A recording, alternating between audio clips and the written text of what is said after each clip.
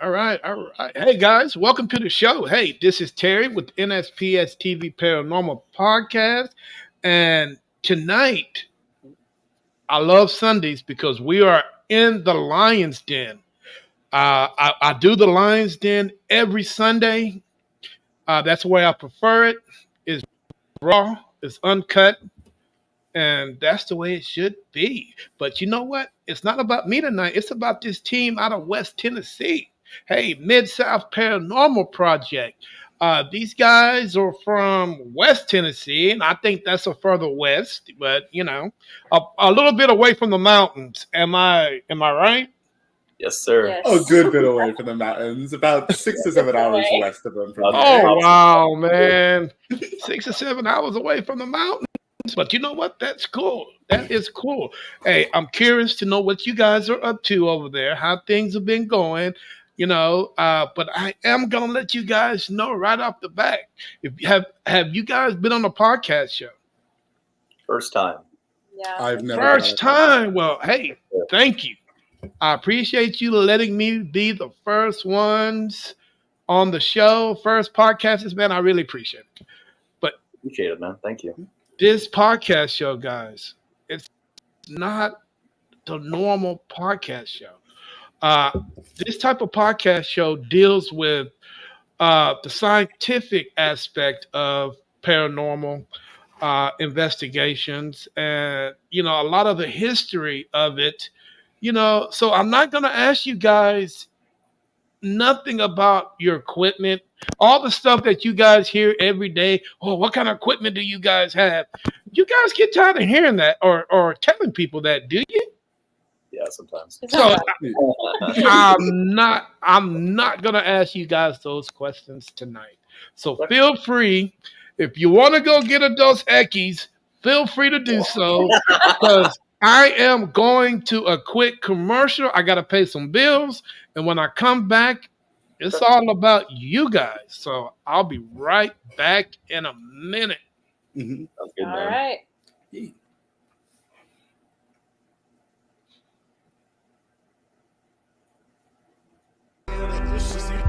That's what I was on. I wasn't on no killing myself shit. Fuck, if I was dead, I wouldn't have to worry about nothing. I could just lay up, either be in heaven or When hell. I die, fuck it, I wanna go to hell. Cause I'm a piece of shit, it ain't hard to fucking tell. It don't make sense going to heaven with the goody goodies dressed in white. I like black Timbs and black hoodies. Y'all probably have me on some real strict shit. No sleeping all day, no getting my dick licked. Hanging with the goody goodies, lounging in paradise. Fuck that shit. I wanna tote guns and shoot dice. All my life I've been considered as the worst.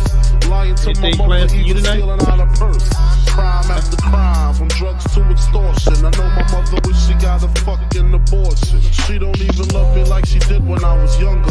Sucking on her chest just to stop my fucking hunger. I wonder if I died, would tears come to her eyes? Forgive me for my disrespect, forgive me for my lies. I wasn't really looking at it as like, well, how am I feeling right now? I feel like killing myself. I'm gonna write a lot about it. It wasn't like that. I was just thinking like, damn, I remember like so stressed out in the same fucking room. My baby mother's 8 months, her little sister's 2. Who's to blame for both of them? I swear to God. All right, welcome back, guys. Welcome back to the show. Once again, this is Terry with NSPS TV Paranormal Podcast. Sunday night in the Lion's Den. Hey, but tonight we have Mid-South Paranormal Project from West Tennessee. What's up, guys? Hey, and introduce yourselves to the world. Absolutely. My name is Hector. I'm the lead investigator. My name's Rachel. I'm Sarah. And my name's Arizona. Nice to meet y'all. Hey, nice to meet you guys, man. I really appreciate you guys taking the time out to come chat with me and have a conversation about all things creepy and paranormal going on in West Tennessee. I'm going to ask you guys about 100 questions. I'm cool with that. And, feel free, to sit back and enjoy this, sit back and just relax. What made you guys want to become paranormal investigators? Ooh, I love this question. So, Uh-oh. absolutely love it. Personally, I've had a lot, like strange, uncanny experiences growing up. Started off with my childhood, having some weird stuff happen from like other family members too. Um, and like back in like high school and college, we did like very casual investigations. But after that, we founded Midsouth Paranormal Project, and we wanted to focus on more of like the documentation aspect and the Mm-hmm. recording, and trying to get evidence, footage, for example, capturing paranormal phenomena. Cool. Okay. And how long have you guys been investigating by chance? As a full unit, Mm-hmm. literally a couple months. Yeah, A as couple of far as months. like us getting our like a team together with Mm-hmm. people that are serious like we are, it's been a new venture, like really getting into it seriously. Now, has it been difficult finding members that want to be a part of your organization? Surprisingly not. There's a lot of interest, I think, right now, from people of like different generations. You have the younger generations who's like getting into it. Maybe they Mm-hmm. watch stuff like BuzzFeed Unsolved, for example, and then you got Ghost Adventure people from like uh, the millennials and stuff that have Going gotten back into to like it. taps. Taps, exactly. Growing up. Okay. Now, if you guys can tell me the age ranges, starting with you, sir, in the middle. 28. Yeah, I'm 28 as well. I'm 22 or 22. 23. I'm also 28. Oh, wow, man. All you guys are 28 and 22. Mhm. I think Okay. most Now, people on the team are in that age range. Yes. now, how many are you guys a part of the team? Is it just you four, or are there other members? There are 9 members. Yeah, they're 9 members. Part of the team. Wow. Yes.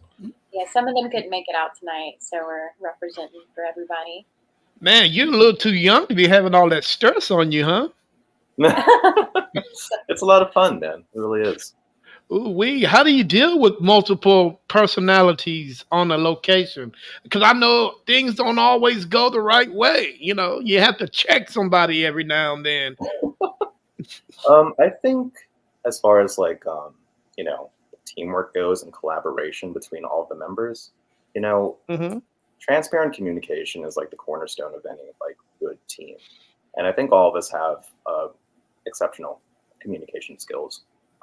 So if there are like any issues, we just deal with it on the spot, and it's like water under the bridge, and then we just move forward from that point. We also made sure that the only people that we like asked to seriously join us had a lot of like respect for the dead and the spirits, and like we weren't looking to make any like sensationalized content. We want to take this really seriously, and even there are people on our team that are skeptics as well that are open to believing. But we think that's a good balance to help. Like it's easy to want to think that everything is something potential, but having a voice of reason as well. When you're investigating, remembering like the scientific aspects of it is really good. Okay. Hey, you know what, guys? For you guys to be as young as you are, where do you see you guys at 5, 10 years from now? Will you guys still be investigating? Absolutely. I think we for sure will. Yeah. And hopefully with better equipment too. And I'm talking about not just like paranormal equipment, like cameras and stuff, Mm-hmm. One day we'll get the van. One day. One day we'll get a van, man. Well, you know what, guys? Rome wasn't built in a night. I mean, nothing was built in a day. I mean, it's going to take time. Just take your time with it, man, and just go with the flow. The more people you encounter, the more you're learning, and that's what it's all about: learning, and want to be able to branch yourself out. And I know in Tennessee, man, I can't believe how many paranormal teams I've actually had on the show that are from Tennessee. Yes. Man, Ghost Girl, Mid Tennessee Paranormal, Nashville Paranormal. Dude, I've had like 15 to 20 people, paranormal teams on the podcast, and all of them, and I mean every last one of them, guys, were great people. Yeah, yeah, seriously. They were great. They've had their experiences, and what's so crazy about it? None of them seem to bump into each other. I mean, I don't know how that is, but but Tennessee is not really a big state, but they managed to stay out of each other's way and respect, other people's privacy and places to investigate and all that stuff. So it's pretty cool. Uh, are you guys looking to to have a joint investigation with anyone? Yes, we're open to the idea of collaborations with other teams. I think that is important in the Hmm. paranormal field. As big of a team as we are, I really like the dynamic. I really like that everybody has like different belief systems and come from different backgrounds. Same goes for collaboration efforts. It's like you kind of. I feel like sometimes you get stuck in a box. You kind of do the same thing, and then you get to have the opportunity to like see how other teams investigate and their dynamics. I think that's Yeah, important. that's Well, cool. That is cool. Hey guys, I like to think a big shout out for every platform tonight that we are showing this podcast on. Are you guys on Kick, Rumble, Instagram, Twitter, YouTube, Facebook, and my personal Facebook page? Hey guys, welcome to the show. I should have said that earlier, but I'm a little curious on what this team got going on. So I jumped right into the podcast. So I apologize for all that. And hey, welcome to the show. You know what I'm saying? So, all right, guys, let's talk. Let's dive right into some of the, you know, topics that I have for you guys. You guys are a young team.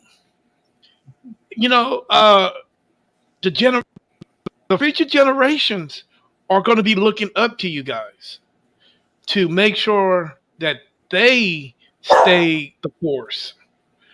You know what I'm saying? As far as paranormal investigating. And sometimes these new teams that are being built today, now, because teams are being built every 15, 20 minutes, sometimes they always seem to stray a little off. A lot of these new teams, and when I mean new teams, I mean the ages between 20 and all the way up. They always want to look at what Hollywood got going on. They are so fascinated about the way Hollywood are investigating, like you say, the taps, the ghost hunters, and all those other teams. It's so many, you know, but we have to understand, we kind of have to sit back and tell these guys, hey, this is not the way that is done. The way they do it to get clicks, they do it to get followers, and the big thing about it, they do it because they get money. You know what I'm saying? So, what do you guys think about these teams that are pretty much going the Hollywood way instead of doing it the way that it should be, which is hard work, dedication, and all that stuff? You know, they're jumping in head first and just, hey, I want money. If they're gonna do whatever it takes to get it, only thing they see is the dollar sign. But as paranormal investigators, it's not always about the dollar sign. if I may, I imagine a lot of them actually start out very similarly to us, where it starts out with a genuine like desire, but for some it might evolve to where it's like we gotta do this a little bit more, or they might like lightning in a bottle and they've got to keep recreating it, or maybe some of them do jump into it, going with the idea of being like a full high budget production. If they start off from like the same levels of like a genuine intense curiosity and wanting to uncover it, then all the power to them. But if they're going into it for just the money, then they're not going to find anything worth finding anyway. So Exactly. I totally agree with you, Arizona. It's it's rough out there being a paranormal investigator because there are not only is the religion aspect of it is against us, but the scientific world is against us also. And maybe that's the reason why we have not been invited to the round table. As much as evidence that people have produced, and we've actually came to an agreement like, hey man, there is something going on out there besides our everyday life. Scientific community is saying, hold up, you really ain't came to with no proof, scientific proof. So we're not going to allow you to sit here with us. And when I mean us, I mean people, archaeologists, people that, historians, a lot of people that come with a lot of scientific fact, but don't we come with scientific fact also? I mean, how much does it take for us to actually, sit at the table? What do you guys think? It's an interesting question. I think the caveat for joining in on like scientific discussions is empirical evidence, like the repeatability of evidence that you gather at these investigations. And so we've had roundtable discussions with the team members for Midsouth Paranormal, and what we'd like to do for our first roundabout, we'll go and into these investigations, like these locations for the first time, gather as much evidence as we can. But after that second round, maybe the following year, we'd like to go back and see if we can get the same evidence. Okay, but it's is it hard to get the same evidence? Because I always know, man, if I always go back to a location, you know, something's always different. You know what I'm saying? Something is always different. Either they want to communicate with you or they don't. Yes. I mean, if they want to uh, hit you upside the head, they probably will. Yeah.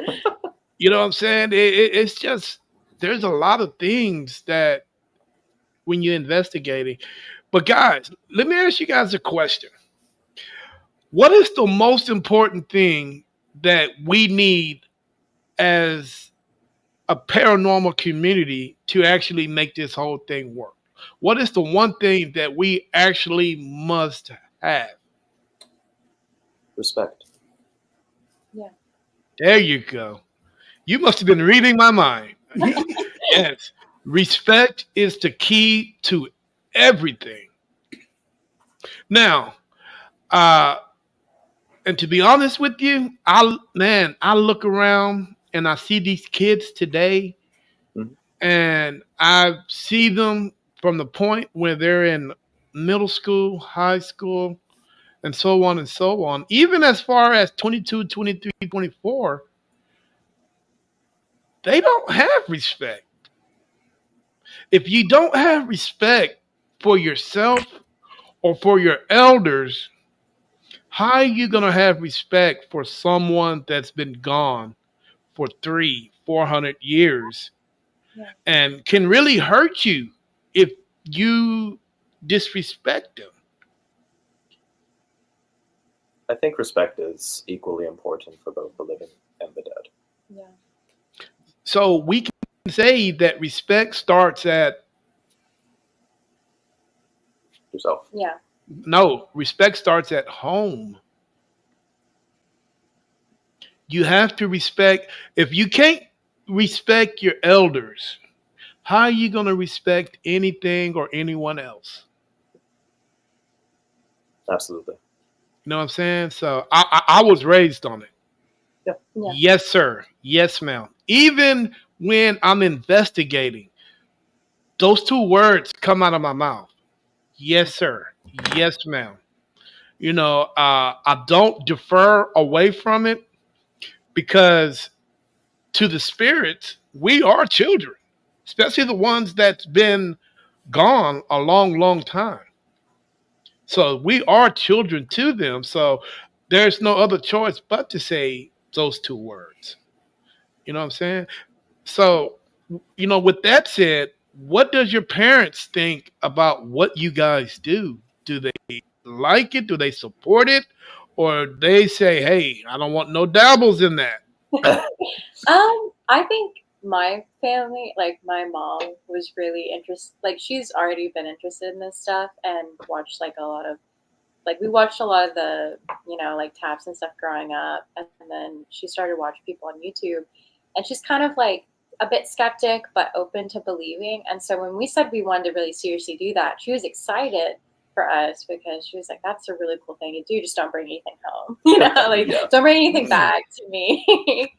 And we're very careful about the end of our investigations. We don't want any attachments or anything like that. We try to be very respectful, put up boundaries, like no antagonizing or anything like that in our investigations. Like we don't need to be yelling at the spirits or trying to like get them angry, messing with things that we shouldn't mess with. We're very strict about the rules around our investigations. Ah, okay. Cool, cool. Who's the historian of the team? Who's the one that sets up the location and makes sure everything is A-okay? He's good at it. He's good at it. What can we say? But we always have. We try to do a meeting where we really go over everything ahead of time, because I like it's. It's like good to have information that we've researched ourselves. So when we meet with people too, because we do interviews also at the locations beforehand, with like if somebody owns the location or whatnot, to see what they have to say as well, to see if there's any like discrepancies or like different interpretations of what's going on at different locations. Like somebody might say that they're fearful of a spirit, but then the person that works there is like, oh, I think this is a good spirit that lives here. Like I've had a lot of funny experiences, and it's good to get all angles and then have the team be like thoroughly prepped when we're going in. Okay. Now, you mentioned good spirits. Now, do you think there are bad spirits out there? Or do you think they're just angry? Not angry, or just grouchy? I'm not sure. I'm open to possibility. As like some people believe, like specifically that there's no difference between like a ghost or a demon. Like if they have kind of a religious background, and so we'll hear that sometimes. Like people are like, "Oh, I don't think there's a ghost here. I think there's a demon," or like some people will say, "I think there's a malicious spirit here, or somebody has invited malicious spirits," and then other people feel like it's an imprint of the past or like a good spirit that is attached to that location. So we're open to any possibilities. We are here to learn, and so I'm just going off of what other people have said to us over time. Right. Now, I do know for a fact that spirits can be a little grouchy. Just because, for an example, if a spirits are attached to a certain location and you go in there and you start knocking down walls, of course they're going to be angry because you're knocking down something that they loved, and they cared about. At one point they probably owned. So that's like me going busting out somebody's car window. Yeah. Same thing.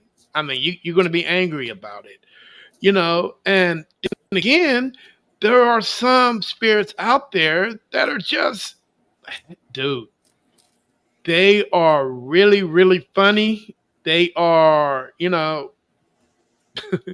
just some funny spirits that just want to have fun and get your attention. Like at our last location. Yes. But then, like Irene said, there are some spirits. If you guys are able to read the comments. Yeah, for sure.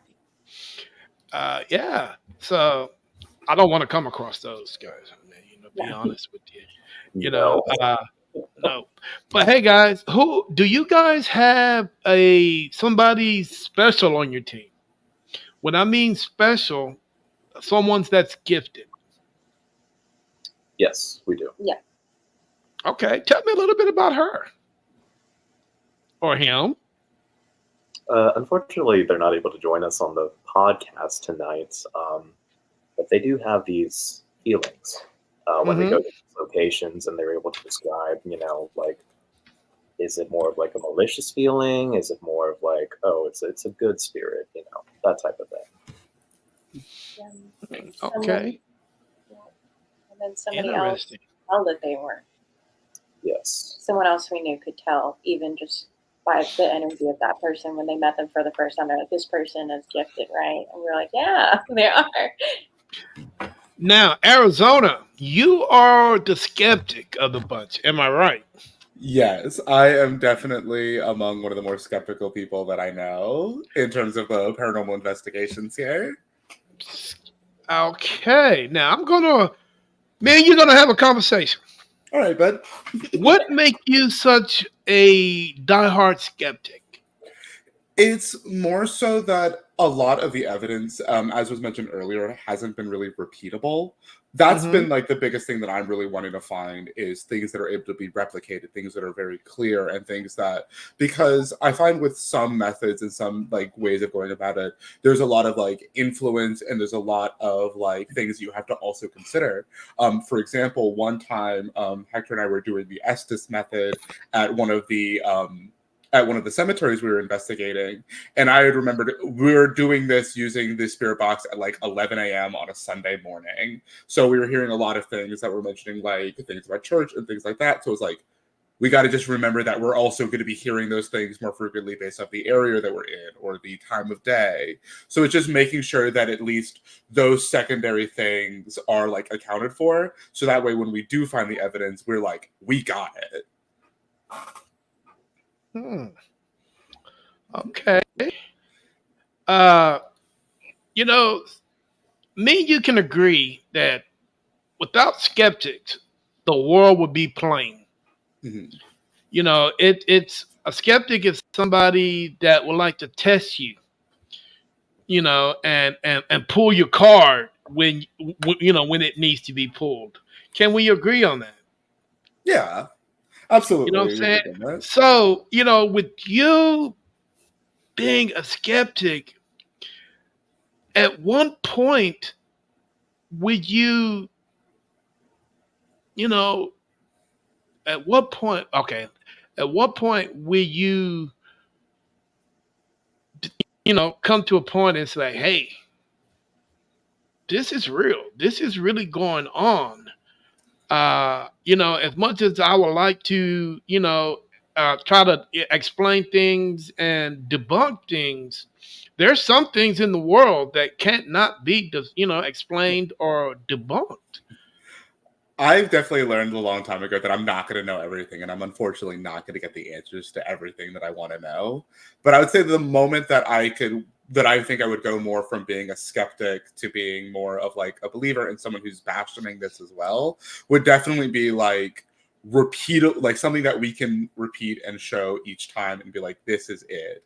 I think the ideal situation would be if we found a location and we had different teams, no prior info given, and we noticed things repeating, such as like we noticed this type of name was appearing, but we never communicated that to them, or we like similar events are happening in similar places, but again, with different teams doing it. And to bring it back to something you mentioned earlier, if we were ever to collab with somebody, I think that would be a perfect opportunity to like have somebody who's not going in and doing the investigation saying, here's the info we gathered from the person who owns it, here's what we're going to be on the lookout for, and then the other teams go in blind and we compare Mhm. evidence then. That would Okay. push me over. Now, you mentioned something about a cemetery. Now, are you a true believer that cemeteries are a place for resting? Yes. Wait, that's where you're gonna go. You're just gonna go there and rest. You're not gonna go back and visit your body. It's you're just there. Mhm. So you think there's no kind of paranormal activity at a cemetery? I whenever I would be a kid, I actually lived at the end of a street from a cemetery, so I would actually spend a lot of my time just hanging out there, having like lunches and everything. And while I found it extraordinarily calming, I don't think I had any experiences that I personally would have called out of the ordinary. Okay. Now, what does your parents think about what you do? Um, my mom is nervous but enjoying it. My dad is definitely more on my side of the skeptic, where if I find something, that'll be really cool to bring Hmm. home. But he's not expecting me to bust down the door with the news of any paranormal activity anytime soon. My mom Okay. is definitely significantly more curious and more more. I'm trying to think of what is the opposite word for skeptic, for one who's like real, who is like, yes, the spirits are there. A believer. A believer. Thank you. Okay. Well, you know what, man? If you ever willing to relocate from Tennessee and come to Texas, I would love to have you on the team. Hey, I don't mean to steal him from you, but I need a skeptic. I hear you have good barbecue, so I can be convinced. Oh man, what? It depends on where you go. I mean, I depends on where you go. You know, guys, there's a lot of people out there that do uh, a lot of stuff with the community. Are you guys a team that uh, are active with the community? Now, I'm not for sure on what town you guys are located in, but whatever town you guys are in, are you guys located with the community there? When you say the community, do you mean the paranormal community as a whole, or just like the No, community as a whole yeah, together? well, and when I mean community, I mean the community, the city or town that you guys are in. Hmm. At this time, no, but we'd like to be. Okay. So what are you guys gonna do, or do you guys have a plan to get yourselves? I mean, social media is good. What are you guys gonna do when to get yourselves out there into your community? Have you guys set anything up for that? Like maybe have a a food drive, or maybe have a go to your local Buffalo Wild Wings, have a meet and greet, uh, and stuff like that, where you guys are able, people are able to recognize you guys, and because a lot of people don't deal with social media. Hmm. So I'm thinking that might be a good way for you guys to get your names out there into your community and pick up some of those residential cases that people are actually needing help with. I lied. Actually, we do contribute a little bit. um, so cemetery that Zona was talking about, I am going to name drop the location. It is Raleigh Cemetery. It's the oldest cemetery in Memphis. And actually, we've done quite a few investigations out at that location. We've donated money, and we've spread awareness for the historical preservation of the site. Interesting fact: Shelby County is named after the Shelbys, one of the original founding families, Mhm. in the Memphis area, and they're actually buried at that cemetery. So Oh really wow. freaking cool Yeah, fact. there are several major families that are buried at that cemetery, Mm, including see the okay. elephant. Now I'm gonna hit you guys with a big one because I did not know this actually went down in Tennessee. The Bell Witch. Have you guys went to that location yet? We Not haven't, yet. however, However, we however, do have experiences, interestingly enough, from college. My wife and I do. Mm. I just happened to have the caretaker on my show. When she's on there, had to been like the beginning of last month. Okay. the actual caretaker of the Bell Witch property. Wow. Yes, wow. And dude, she laid I people in Texas don't know much about the history of Tennessee Mhm. and vice versa. So when I heard what actually happened about the and they actually made a movie about it. Now, from what I heard, the movie is not there's a big difference between the movie and then what people are actually saying about it. Totally different. You know, but that place is unbelievable. You got to get there, man. You guys have to get I there. am down with going and investigating that as well. But Absolutely. I think there's something special about finding the places because I'm of the opinion as well when it comes to investigations for things that are paranormal is that mhm. I think that a place should still be like other places would still be able to like find these level of evidence. It's in the same way I think like you should be able to conduct a paranormal investigation in the middle of the day with the bright lights outside. It shouldn't have to rely on it being the third Friday the 13th in the middle of the night for to be able to find anything. I think that you should be able to also still be able to do it during like the day in places that would be more unassuming, Right, right. like a small bookstore or something like that. I think would be other places too. Goddamn Arizona, man. Hey, me and you gonna be best friends because I like the way you think. I really do, man. I like the way you think. You speak your mind and you're very open about the way you. I like that, and that's the way paranormal investigators should be. You know, and it really helps out that you're a skeptic. So I'm trying to steal you away from the team. So, you- so hey guys, there's a lot of paranormal teams out here. As young as you guys are, maybe you can tell me what kind of team you guys really are. Now, I'm only gonna name four, Mhm. but out of those four, just tell me if you guys might be in one of those four.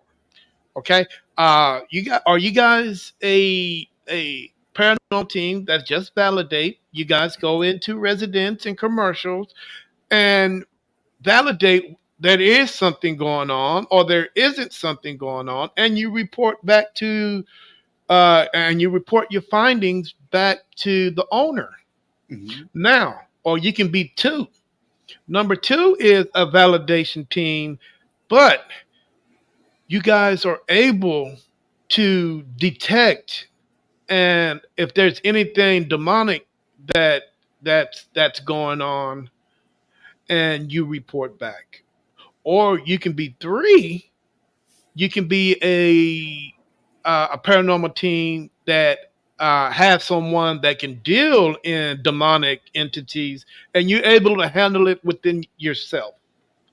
Or you could be four, where all you deal with is dark entities, uh, and you're able to handle every situation as it goes on. Now, which one are you guys? I would think option number two for right now. We don't have any individuals on the team that are, at least at this time, capable of handling, demonic presences or activity or the such. It's more of just investigation and report. Okay, okay. Now, do you guys see yourself going that way eventually, I would or think so. that's something that you I'm willing guys to. don't?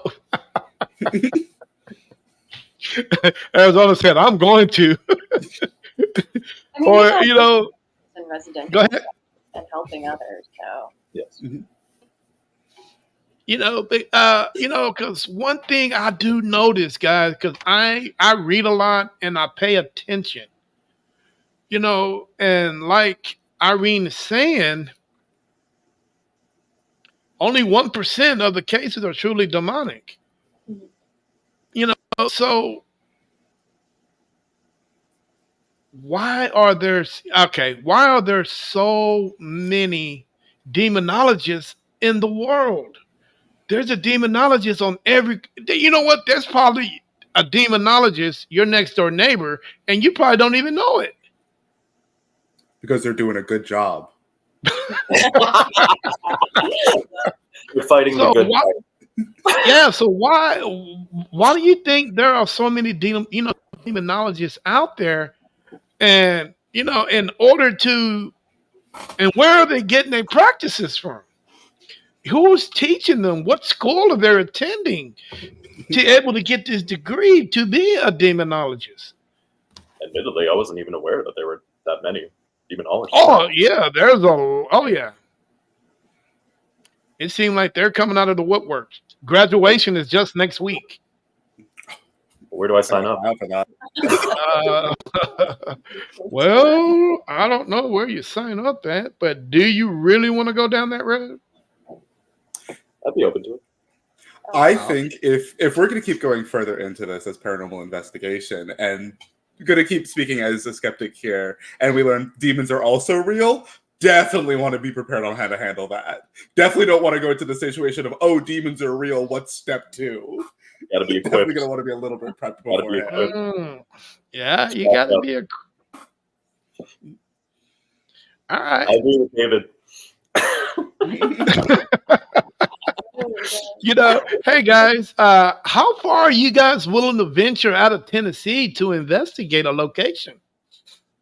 As far as we can go, really. I think we all love a good road trip. Yeah, we so. love it. Oh, a good road trip. Absolutely. I think the furthest I'm willing to go would actually probably be anywhere, at least right now.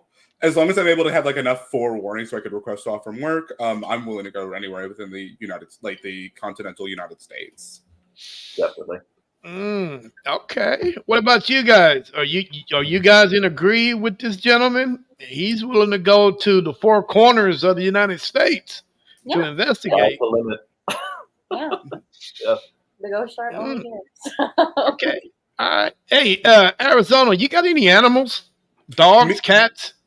Not currently. I used to have a hamster a couple of years ago, but I've been moving around quite a bit, so I don't have any pets.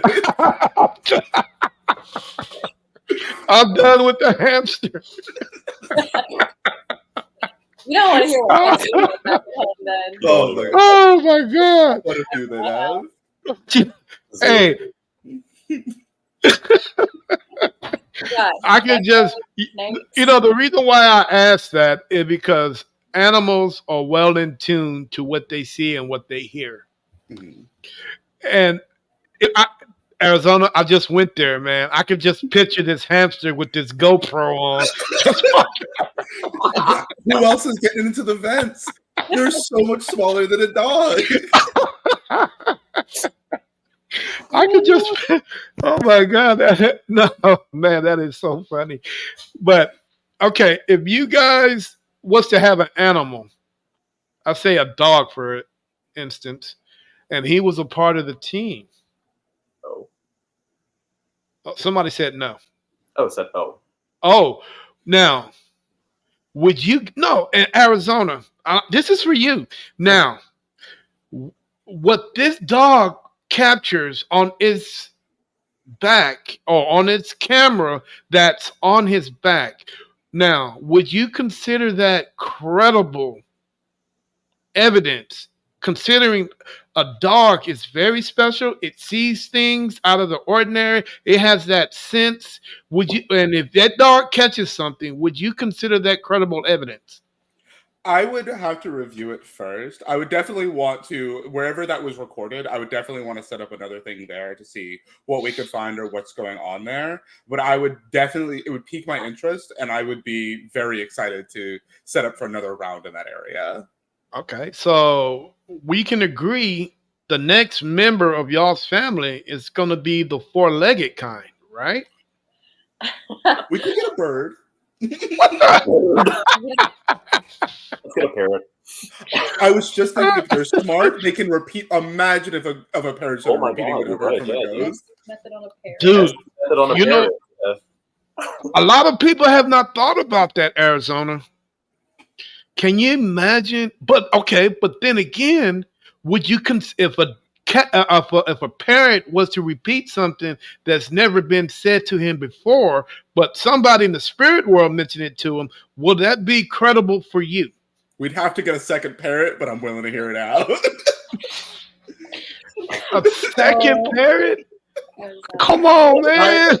I think the hard part is the idea of doing it through a singular piece of evidence. Again, it's going to have to be something that we can repeat and something that we can know multiple times, because a parrot can. I've heard a parrot come up with a word on its own by putting two together. So I'm just curious to know, like, but if we're getting multiple readings that are confirmation based, Yep. you've got me on the side. But until then, that's where I'm going to keep this bit of a skeptic hat on.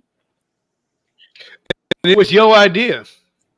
It's true. Here's the thing: I come up with a lot of good ideas, but it's got to be repeatable. Oh my God. It was your idea, man, for the whole parrot thing. don't know what's Wow. eat there. Was it actually good? Unless we go back and then we eat there again, it was good. Honestly, yes. For some restaurants. That is crazy. You know what, guys? Tennessee, you guys are smack down in the Bible Belt. Yes. Man, how does I mean? I know you guys are pretty much new to the field, but there's always those knuckleheads out there, man. Ever find out what you guys are up to? They will criticize, criticize, criticize, and I've seen them as far as drive people out of town. So what does the church community think about you guys? Have you guys came across them? I mean, it can be like if you guys have like some merchandise on, and they see that, they're gonna like, oh wow, look what we got here. We've got some paranormal investigators that need to be locked up. And speaking of dogs, Sorry. That's going to be the next number. So have you guys ever come across the church community? And if they have, what have and what they think about you guys? I mean, we definitely had a few people give us that what you're doing is weird and like why are you doing it type of thing. But we've actually met, interestingly enough, some religious paranormal investigators that like the reason why they do it is because they think that finding evidence like this proves that there's something more out there, including like everlasting life. Which I think is an interesting perspective. Like I didn't know that there were a lot of people that are religious in the South in the paranormal investigation community that actually confirm their belief in spirits through their religion. So I guess we've been a little lucky that some of the people we've met have been religious, but they're open to this. Like they are passionate about it. Mm-hmm. But I definitely probably wouldn't go into the room and start announcing it to everybody, just for the sake of, some people down here. Yeah, they definitely don't agree with what we're doing. Okay. Religion. Okay, let me ask you guys a question. How do you think that do you think the paranormal community will exist without the religion aspect of it? Yes. I think so. Actually, when I was in university, I was a global studies major, and I took some courses about global religion, and I Mhm. studied like the major religions as well as just very sparse, small ones that exist in like some like indigenous communities and whatnot. And there's a common belief among humans that there are spirits and something out there exists. So I think even if you took away religion, people would still have a belief that there is something out there that we don't understand or like that is more complicated than us humans are, and that there's like another side or another like time period, another universe or something. Like there's so many different types of belief systems outside of basic like one god religions. I mean, when you really get into it, I mean, there's like tribes in Africa that believe in multiple gods. I mean, there's, some places in Southeast Asia that have their own like belief systems. I just think it's natural for humans to have that curiosity and want to believe that there's something that is, complex that we can't just see with the naked eye easily. Okay. Uh, Good point, David. Absolutely great point, David.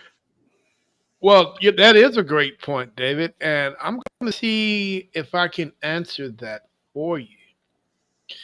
Now, we all know that religion ultimately supposed to land you. Oh, well, I take it back. To me, religion is a universal thing. Am I right, guys? Yes.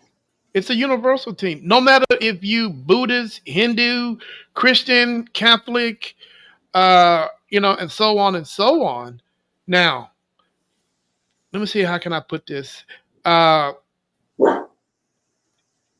in my eyes, and many others, uh, religion is, like I say, universal. But if you don't have religion, because religion says so many things. It tells you on things that you're not supposed to do, things that you should do, and ultimately it tells you where you're going to go after you leave here. Can we all agree on that?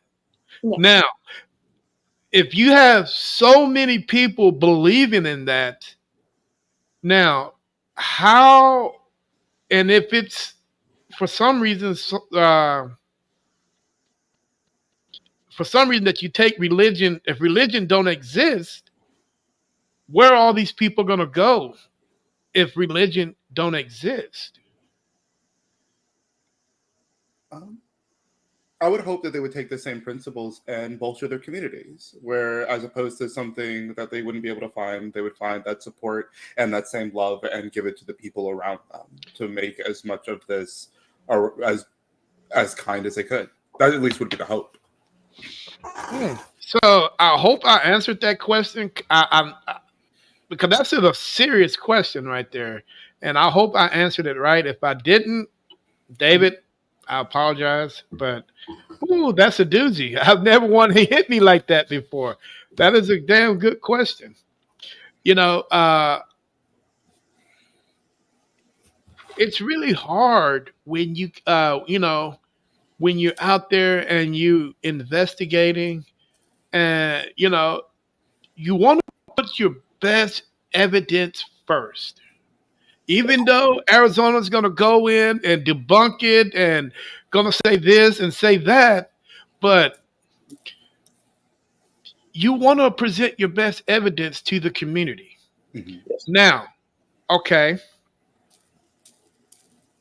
what do you guys think about some of the evidence that are being shown on some of these social media platforms? Do you guys believe in some of that stuff that they're presenting to the world? Or are you guys like Arizona? I'm going to take it, I'm going to blow it up, and I am going to see exactly what's going on in this picture. Um, I think collectively we try not to take things at face value. We try to do our own research. It is incredibly helpful when team members, not just with us, but like other investigators in the community, they post follow-up videos for like debunking, for example. That is extremely helpful with determining our opinions on the matter. Now, how would you guys? Okay, let's for an example. I'm Thanos.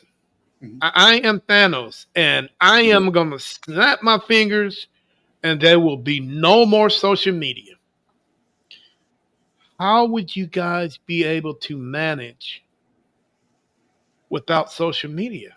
Would you guys go back to the old ways of investigating, or how would you guys figure this thing out? I think we would just keep a written log of our investigations.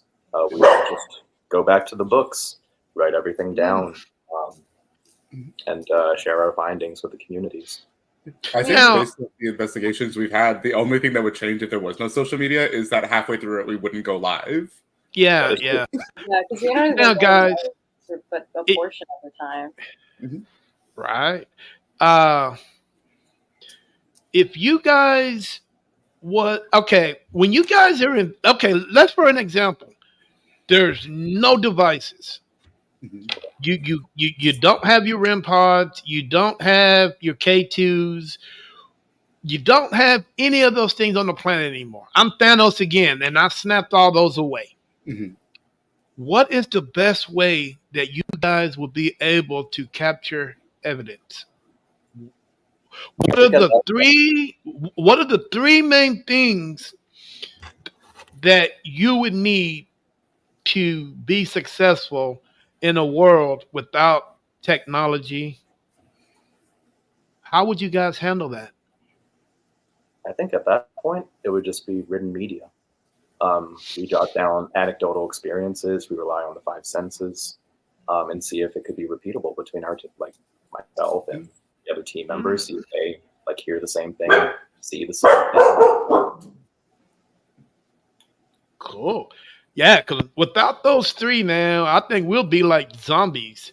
Without having your eyesight, your hearing, and your senses, which we all know, man, once your hair, if you don't have hair on your arms and your hair standing up, something's wrong, That's right? true. Yeah. So it's just one of those things where a lot of people seem to forget about those three little senses that we can use to investigate. A lot of people rely on the technology. Sometimes you just got to go back and start from the beginning. I mean, You know what I'm even saying? going back to like some of our experiences in college, we weren't using any fancy devices or anything when we first both had like the same similar experiences in this one particular place, and that was just our senses, like the things that we saw, the things that we heard, feelings that we had, the dreams, like the nightmares, recurring nightmares about the same thing. um, and all of that was just like lived experience, not like recording things or trying to get audio or anything like that. Like placing things in the room, recording that we placed them there, and then seeing if they moved when we came back. Like we were just doing little things. Okay. Arizona, you are the man. I just got this. I just got this weird feeling that you are the man that I need to talk to about this Mhm. because it's a big trend, especially in your generation now. Not so more in my generation, but so more in y'all's. Uh, the preserving of haunted items. Is that something that you might do in your future? With respect, certain things I don't think should be messed with. Specifically, things like I think that it's also illegal to do this, but also I think it's pretty scummy to say like go to Native American areas and try to take any of their items or stuff like that. I think ultimately, if it's something where it's like respectful, like for example, someone said, "I brought this doll. It is my personal. It is not. Would you like it?" I would say yes. If it was someone saying like, "We got this off the land. This was part of an Inuit tribe special something," I'd say no. Put that back. Do not take that. That is not Mm. ours. That is someone else's. So I'd say for cultural objects, no, I would never. But if it's something where it's like a product that someone that says like, "Oh, we got a ghost in this jar. Do you want the jar?" Yes, yes, I do. We have a team member that is interested a bit in haunted objects, and he is also a skeptic. He's the only other skeptic on our team. So, would you guys say having objects like that, is it good or is it bad? I can't say for sure if we decided if it's good or bad. Like Zona said, I definitely would never keep any cultural objects because Mm, I feel like I know there was a big issue with like down in Louisiana, like stealing bones from some of these graveyards where they were washing up and then using them and like rituals and stuff like that. I feel like some things are sacred and they should stay where they are, but if an object is already being displaced and there's an attachment to it, and you were just caring for that object, like you're not using it for any malicious purposes, then I'd say it's probably okay. If you're respecting and taking care of that item. But I don't know. Like I definitely would not encourage like taking an object and then trying to summon with it or something like that. Like or disrespecting an object because I mean from what I've been told about attachments, they like to an item. The attachment to the item is a little bit different than attachment to a place. That's still something I don't fully understand that I'm learning about from other investigators that we know. right, right. Now, guys, maybe four of you guys can answer this question for me. When it comes to haunted items, what what places that you can get these things and you won't even know? Can anybody tell me? An antique store. Antique Huh? stores. Antique stores. Antique stores, but a couple other places that are much common, but people don't pay attention to it. Estate sales. Possibly. Estate sale, Yeah. garage sales, Yep. Yes. Goodwill, pawn Pawn shop. shops. Yeah, man. I mean, how I'm would not you gonna. feel? How would you feel if you're sitting up there on your deathbed, you happen to pass away, and the one thing that you love to do is go fishing, but your grandson is at having it a week later is having a garage sale, getting rid of your damn fishing pole. I think Whoever I think buys I that would fish, want them. yeah, whoever buys that fishing pole, there ain't never catching another fish. I'm cutting every line. I will curse that object. Buddy will buy a cage, but throw away the Right? rod. Bro, you getting rid of my Shimano? Mm-mm. Yeah, man, it's over with, man. It is over with. So people have to be weary of when they go to these places, because you never know on what is happening, especially estate sales. Estate sale, that mean they're getting rid of some stuff. Mhm. My gaming chair. I'm dead, but my favorite gaming chair is sitting out there. Nah. Hey man, if that sucker's rolling down the street by itself, it's a good chance I'm behind it pushing it. Mhm. You know what I'm saying? So people have to be careful on what they bring into their homes because you really don't know. That's true. You really don't know at all. All I right, definitely. guys. Hey, go ahead. Uh, Let's switch this thing over. Let's talk about religion. Are you guys pretty big in religion? um. I mean, Person, he has a background in I Catholicism, do. and Rachel and I grew up in a Baptist household. I don't know about Zona. I'm actually not originally from Tennessee. I was originally from New York, so I just didn't have much of a religious background growing up here. So when I moved down to Tennessee, is actually in like 2008 is when I got a lot more like a lot more educated on it. Mm-hmm. Mhm. What part of Tennessee you from? Um, I mean, I I'm sorry. What part of New York? I'm sorry. I was from upstate New York, about an hour north of the city. Okay. Mhm. A big pimping then. Go on then. I ain't mad at you. Oh, You gotta come back here. Uh, Arizona, what's your nationality by chance? I am a mix of Puerto Rican and Jamaican as well. I refer Ooh. to myself as mostly just like um, an Afro Latinx, so just Black and Hispanic. Okay. You know what? when was the last time you've been back to the Caribbean? I've only been down there. I've been to the Dominican Republic. I never went to Puerto Rico itself, and this was back in like 2011, 2012. Man, the Caribbean is mysterious within itself because it holds a lot of mysteries. There's not too many paranormal investigators down there, and I wonder why. Because trust me, I've reached out to a lot of people, and a lot of people are just saying, "Hey, there's certain things down here that a lot we should not mess with."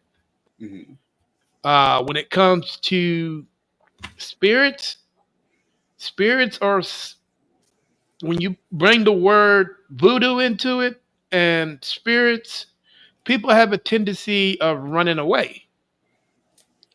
I don't know why that is, from down there, but voodoo is pretty scary. Because I think down there that might be one of the main practices. If they still don't, I think they still practice that down there today. I And know that. people are, huh? I was gonna say, I know that with the practice of voodoo and other things like that, they're typically referred to as like closed religions. So while I unfortunately don't know a lot of them, I do have respect for it. As again, similar to not wanting to take things from Native American lands, it's part of a culture that I am unfortunately not super educated on. So I want to approach it with as much respect as I can. Yes, I would definitely do so also. But I would love to get down there, man. I mean, Oh yeah, I bet the food's great.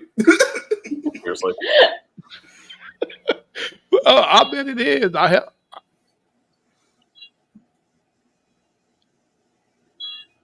Is it a ghost? No, it's my son calling me. He'll be fine. Hey, call Sean and tell her I'm on a podcast. I'll call him back when I get off work. I mean, when I get done. But yeah, hey, now, can somebody on the panel tell me who was the first paranormal investigator in the world?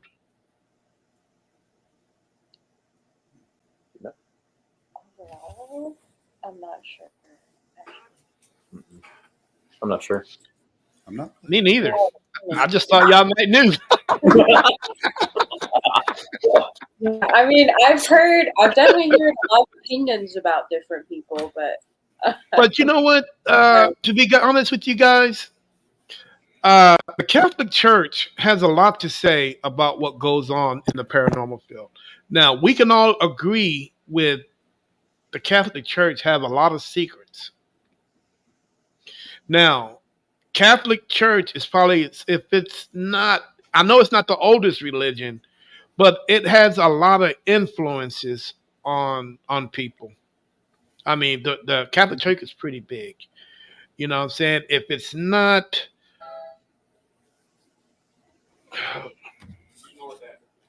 oh, okay. When if you're talking about uh, history, you're talking about the Catholic Church. It has a lot of secrets. Now, from what I know is the, and you guys might think I'm crazy on this, and you guys might want to look it up or whatever. But have you guys ever wondered why Van Helsing is such a household name all over the world? Do you guys think he actually existed or the family existed? I'll be real with you for a second. I thought we were talking about the band. I'm caught up now. Uh, There's a band called Van Helsing. There is. mhm. There is.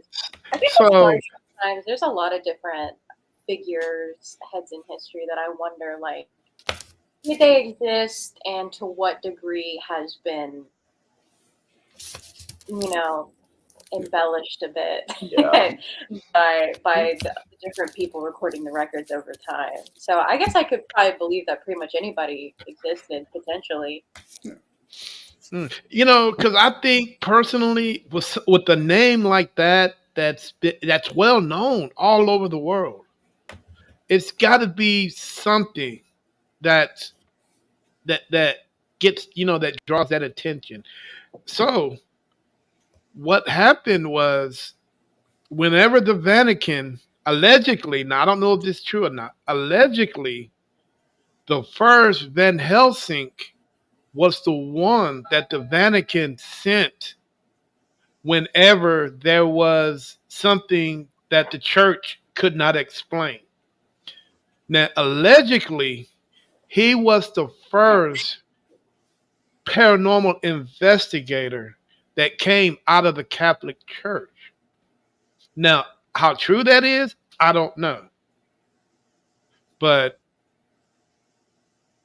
it's one of those things that it makes you wonder just how far back what we do now, how far back it has gone. Yeah. You know what I'm saying? So if it's that far back, just think of the potential on where it's headed if we lead, into hell the right way. You know what I'm saying? Most of these teams aren't doing it the right way, as we talked about an hour ago. But so the foundation has been set, right, from the guys in the past. What we do what we do today is holding that foundation together. But I also see cracks. I see cracks in that foundation, and eventually, it's going to fall apart. Now, once it falls apart, what do we do as a paranormal community if we don't have that foundation anymore? I honestly think a lot of it is social media's fault. Like Well, people no, it's are not social media's fault.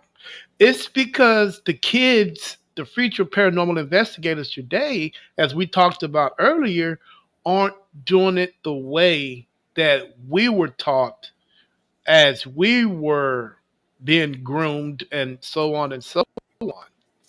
You know what I'm saying? I guess I So, mean like social media spread a lot of like sensationalized and fake content, and like you said, not doing things the right way, encouraging the wrong behaviors and the wrong ways to go about things. hmm And so I hate that because it's like you go on YouTube and the average like YouTube ghost investigation is a lot of like cursing and oh my god, and there's something's happening every 10 minutes, every 5 minutes, and it's just hard to think that any of it's real because you're like, okay, if we have been working so hard to try to find evidence, how can you just be finding it so easily? Like you just walk into this place and the ghosts are just like, hi, yeah, I'm ready to be on camera. And like also a lot of them portray all spirits as being very violent. Like everybody's getting stuff thrown at them. They're being hit. Like, and then also, I don't know. Some of it could be real because they're antagonizing the spirits. They're always yelling at them and like Yeah. threatening them, being like, "Yeah, hit me. Like if you're really here, then do something to me. Yank me." Or like I just don't.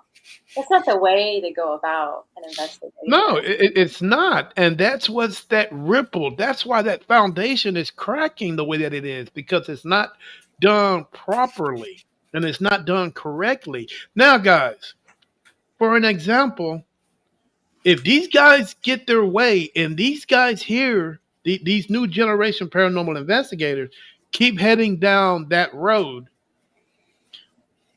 and they keep doing the things that they shouldn't be doing, and once we're gone, once I left the planet, it's going to be me that that they're going to be investigating.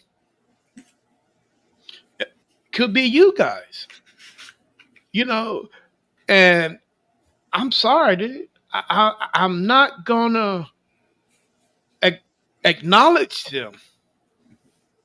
I'm not gonna do it because and I'm telling you, even though the technology is gonna be different from what we have today compared to what they're gonna have 40 years from now, it's gonna be different. Hell, I think AI is going to be be a paranormal investigator himself. But the thing is, if it's not done right, if you ain't go, hey, like Mama always said, or Daddy always said, if you ain't gonna do it right, don't do it at all. That's the way I look at it. Now, with this said, what's gonna happen to the next generation, if these guys get their way? The way they're doing things, what's gonna happen to the next generation after them? I think that while the ones who are like being super like aggressive and antagonizing the ghosts are definitely loud, if there's one thing I know about people who are coming up behind us is that they're extraordinarily impassioned. And I noticed that a lot of them don't carry the same kind of weight of the social stigma behind it. So I think that what we'll have a wave of people going into it being like, look how sensational it is. But I think immediately behind it, we're going to have an extraordinarily passionate group of people behind it. In the same way that you see like how music has had a massive boom in popularity from people who grew up with it and people who were impassioned by it and just have the love of the craft. I think that we'll have a loud group at first, but immediately following them is we're going to have an extraordinarily dedicated and thorough generation going into it. Are you willing to put that $3,500 PC on the line for that? I do enjoy a good gamble. One of the last investigations we did, we actually did play blackjack as a ghost. So, but seriously, guys, it seems like with social media being involved in everything, it seemed like it's just totally stacked up against us. The more we try, the more others slink. They kind of fall in between the cracks. And when they fall in between the cracks are just winding. Mm-hmm. So, is it to say that it could possibly be a lose-lose situation? I mean, Arizona. Hey, I respect what you just said, but it'll depend on trends too, though, because I definitely see like there was a period of time where like true crime for a couple of years ago was really becoming the trend, and people were making sensationalized content, not very respectable content about it. And I've seen that die off to where it's really only super serious people that are doing it now, like people that have a lot of respect, like they're just trying to share stories, let people know about cold cases that still there's a passion to solve them, or people that are still missing. And so I think that some of the social media trend behind the ghost hunting and whatever, those people are going to move on to something else, and there's going to be a lot more people left over that are serious about it, because they're going to keep being dedicated to it, and they're not just doing it because that's going to get them views right now. They're doing it because they care about it. So I'm hoping that more like even if social media is pushing us in like a negative direction right now, I do feel like we've met quite a few people recently that are trying to go back to like grassroots, I guess you could say. Yep. Like they're trying to go back to more like long form content, serious content, having a lot of evidence, interviewing people about the history of locations, not just making something up off the internet and then people believe you, and I mean, even with Hector and some investigative stuff he does with a different team, I mean, they do a lot of fact checking, and like if they find something that is just not correct, they're like, well, we scrap it. Like, this is important to get the true information out there, and like it's not just about getting out content. Okay. Now, guys, this should be a fun a question here. How do you think the spirits feel about what we did? I like that question. What do you think? Is it possible, guys, that they're doing the same thing to us as we do to them? That'd be incredible. I'd love it. I'd love it so much. I think it depends on how much sentience a person believes a spirit has. Because I know there are some people that think that spirits are just more like an imprint of the past and they can't really communicate with us. And then some people think that like they are fully sentient, remaining behind, like they can think and do whatever they want. And then some people think that there's only a certain capacity to what they understand. It's important to try to talk and speak to them about things from the time period that they are from, um, because they're not going to understand you otherwise. So it's going to depend on the person's interpretation. Okay. Now, you just opened up a debate because a lot of people say that spirits can jump in and out of other realities. One minute they're back home, the next minute they're in the 21st century. Is it possible that they're able to do that? And if they can, man, that's one hell of a trip going from one reality to another at like that. What you think? Um, I don't know if that's a possibility that we've talked about as a group. I think we're more of the belief that, spirits are a lingering part of the past. And I mean, different investigations, we've had different experiences with like how the conversation flowed. Like we've had times where when we communicated with spirits, they kept talking about the past, or like, they're in Too pain, far, or too far. something that they're, suffering with. But then like at our last investigation, they were talking like they were perfectly aware that this was the present and that this is what they used to do, and they stayed here because they like it here. Like they're happy in the place that they're at, or like they like the people that work at that store. They want to stay with them. So I mean, if they're serving some good breakfast, hell, I might stay too. You might have some good milkshakes. Oh, like man, don't mention the milkshakes, dude. Milkshakes, yeah, they're good. Guys, just a couple more questions, man. I'm gonna get you guys out of here. I know you guys got dinner and other things to do, but just a couple more questions, and I'm gonna get you guys out of here. Uh, it's sometimes when you go into a location that's been heavily overbooked, overran by paranormal investigators, is it hard? Is it easy to say that the spirits in these locations sometimes just don't want to be bothered? yeah. For the simple fact, guys, is a lot of people are not thinking as paranormal investigators. In order to get these guys' attention, you have to think outside of the box. Would you guys agree with me? Yes. When we Agree. go into a location, we cannot say the same thing that the other 15 paranormal investigators have been saying. Yeah. That's irritable. That would irritate the hell out of me. I can't speak for the spirits on this one, but if I had to deal with the 15th group that's walked in and said the same 4 questions for an hour and a half, I think I'd get pretty annoyed too. I would get freaking annoyed, dude. Another thing,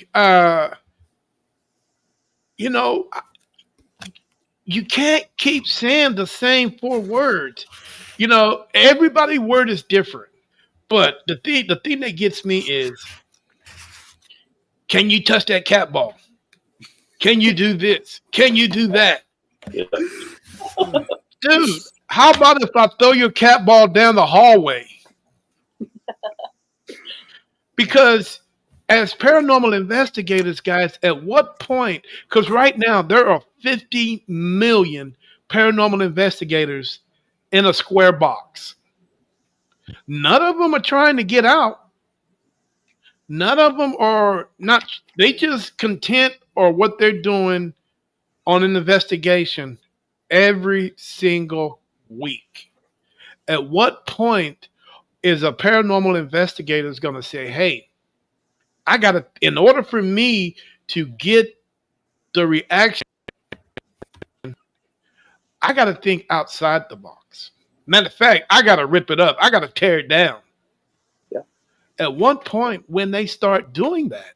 And I think at the point that they do, and I think that's the point where we would get more spiritual reaction compared to what we did when we were in the box.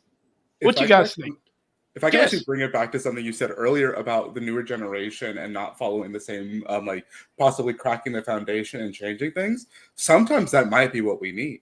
If we've been using the same like tools of the trade and the same like techniques, and we're this far into it without like that the level of like certified evidence that's going to be brought to the scientific community, maybe some things do need to change. Maybe the integration of more like sensitive technology or new ways of approaching it that would might be a fun one. Like one that I'm thinking of right now, I think would be an interesting one is with the influence of like in terms of like music making equipment, something called a MIDI controller, which is going to be able to produce like with just small electronic impulses, be able to produce a variety of sound. Since a lot of ghost hunting equipment is based off of like sensitive electronic equipment, something like that Mhm. might be able to help with pulling out like different responses or other things like that. So I think it's going to just be people coming into it with a fresh perspective and creating that innovation that's really going to like help us there. Okay. Okay. Now, guys, I got a device everybody on the panel has seen. And I can almost guarantee you guys have never thought about getting one. And I guarantee you see these things every time you go on a vacation or you go somewhere and somebody needs to get their attention. I guarantee you guys never even thought about using this as a device. You guys are ready? Mhm. Yeah.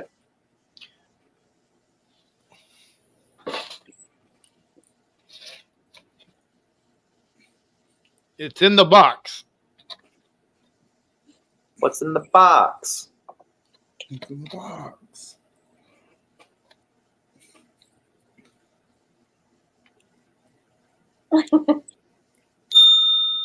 We have a bell. We have a bell. We do That's have the a bell. But my bell is special. It's a little bit hard to see on the camera. It's a oh, nice. So the happy face. It has a little happy face on there. Oh, If you know Arizona, this goes back to you. Now, is this not enough evidence for you? If we set up a bell and I hear it ringing, I definitely would be very curious.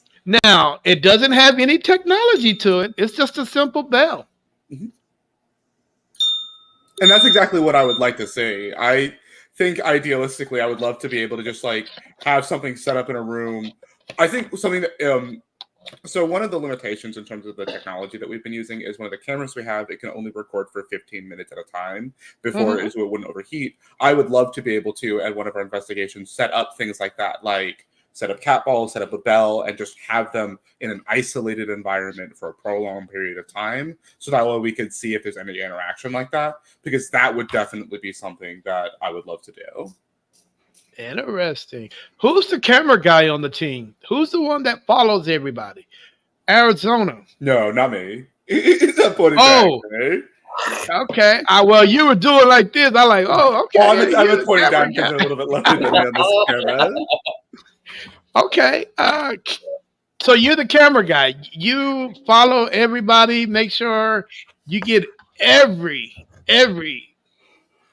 Uh, make sure you get everything. Now, I'm going to ask you a question, camera guy, and I want you to, you know, give me the best that you can. If you're the camera guy, what is the first thing that moves on you when you hear something that you cannot explain? What is the first thing that on your body that moves, camera guy? my waist. You sure? So you're like this. Yeah. So it's more of a panning shot and it's more stable. If I tell you that you're wrong, you wouldn't be. If I tell you that you're wrong, you would not be mad at me. Of course not. The first thing that moves on your body when you hear something is your head. It's natural for us when we hear something. The first thing that moves, our body might stay straight, but our head is going to move first. Am I right? That's just the way we are. You know what I'm saying? When we hear something, we turn our head and our body might stay, but eventually your torso is going to move with it. So, is it possible that your technique can keep you away from getting that evidence that you really, really need? Because we all know it takes a split second for you to capture that because it's gone. It's here and it's gone. It takes a split second for that, for you to turn that camera. By then, the evidence is gone, or that shadow figure is gone. So the Yeah. first thing that needs to be moved is your head because you want to see exactly what's making that noise. So your camera is here. Are you gonna turn your camera like that? Our bodies don't operate like that. I don't know, man. So I'm fine tuned. Seeing him, I'm pretty seeing fine-tuned. him work, he is pretty good at like. well, you know what? I would like to see how you do that because when I investigate and I hear that bump that go in the night, the first thing that moves is my head. Yeah, Yeah, he's our man. resident photographer and videographer. So You know what I'm Yeah. saying? yeah, So it's going to be your head, then your eyes. Just like Irene said, your head and your eyes. Exactly. So To speak that's why I got rid of my GoPros because they did not work for me. Because when I have my GoPro right here and I'm turning my head to capture the evidence, my body is still straight. And then I would turn my head, I would literally turn my whole torso, unless you get a head, one of those head cams. I will literally turn my head torso in order to get that. And by the time I do that, the evidence is gone. I will also say to Hector's credit as well, not only is he an extraordinarily good videographer, he is extraordinarily thorough in the placement of the other cameras, because it's not just him holding the camera. We will also have other things set up, multiple different audio recorders, some on multiple people. So wherever there would be that human error, and obviously we're still getting into this, so we're not perfect yet, but I would say that Hector does an excellent job as well of making sure that wherever there would be human error, a lot of that is minimized by having the backups of other cameras and recording equipment. Absolutely. Yeah. I'm going to take your gift from you and I'm going to take it for myself. I want it for a day. Yeah, man. 10 years of video production. Okay. All right, guys. I got a question for you guys. Here you go. Has anyone, an investigator, ever done a rear-facing GoPro while recording forward to see if it can catch something unknown behind them? Yes, actually, there was a team that I was working with in Kentucky. And so the investigator that I was working with, he had a front-facing body camera as well as a rear-facing body camera. He recorded about 16 hours worth of footage at that location. Still going through it. Oh, wow. Still going through it. It's a lot. Oh, I trust me, it is. Yeah. It helps that even though, we are new to this, we've been working a bit with what I would consider to be a group of professionals. They've been doing this for a long time. They've given us a multitude of information, so much like advice. It helped us like know a better, like, there is a barrier of entry, I guess, when you're getting into something new. And I mean, we didn't want to just go out and buy all the stuff that the YouTubers were using. Like, we wanted to know what real, like, grassroots investigators were taking with them. The bell was one of them. Like, I would have never thought to have the bell, but this person's like, you need a bell, or like, just some of the different things, the music box or whatever. I mean, even letting us borrow some stuff. I mean, we've had, I guess, like a mentor going into this, which has been very helpful. Yeah, I'm actually going to give him a shout out. Mr. Jack Brewer, part of Memphis Ghost Hunters.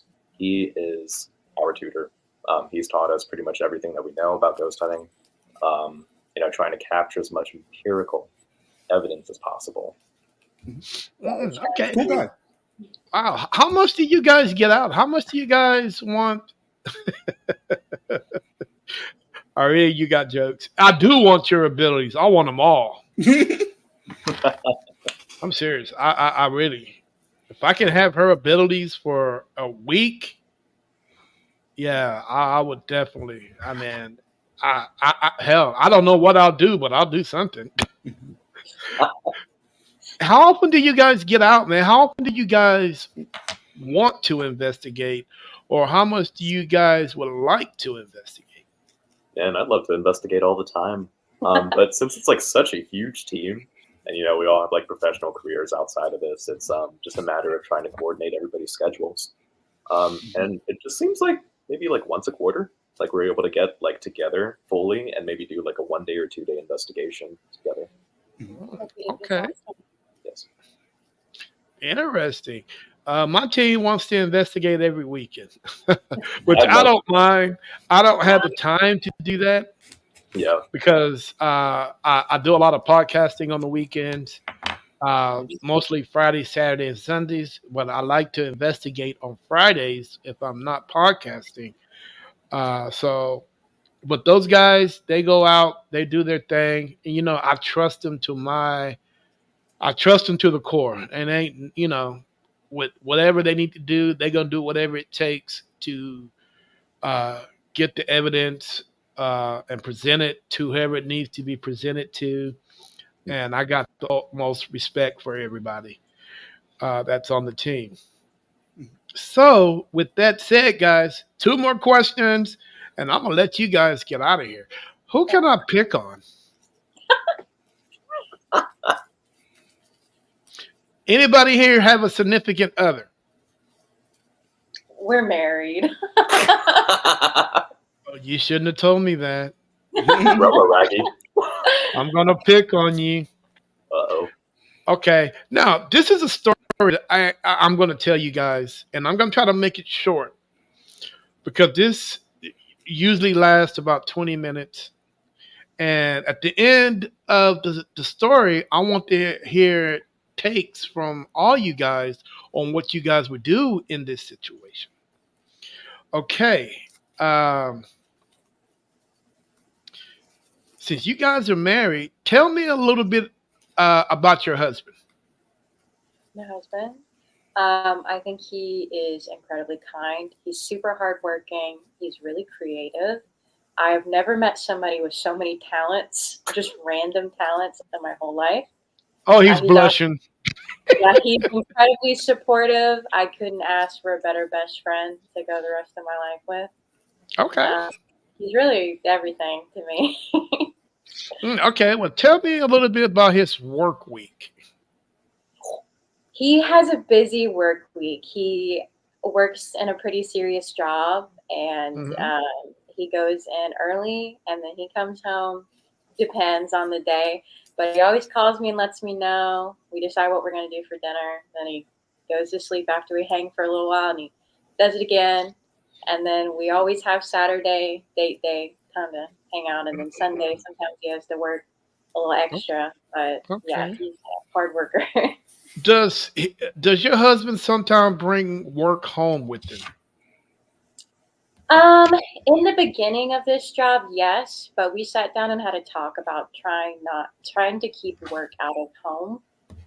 Just like it's okay to sit down and be like, I really need to vent a little bit, but I feel like taking it home all the time, and like even my job as well in the past, like it's just it really brings each other down. You should take the time outside of work to just enjoy your time together and decompress from a hard day. I totally agree with you.